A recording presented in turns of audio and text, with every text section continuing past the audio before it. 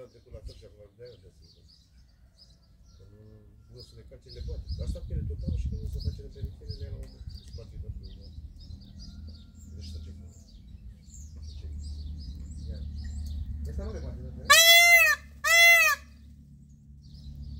Ia vezi cum ai spus de cât galben are la uși, iau ce colorație la uși. Galben și cu albastru. Asta e din genea care am ascultat eu acum și aia. Super, am avut de aia mai galben, dar i-am vândut că nu putea să-i reproduc. Ai tăiat alunul de aici? Alunul l-ai tăiat?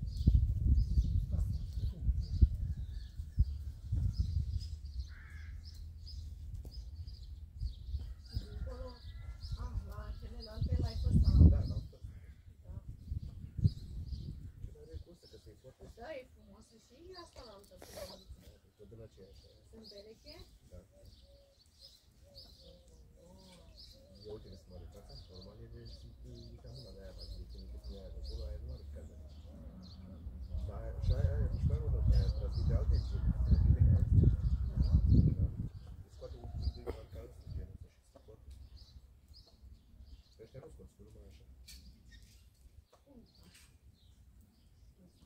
Scoate la fel de cum e asta și indiferent că e asta albă, tot așa scoate. Scoate de cupanul cu albă. Deci ești vecherie, cât să...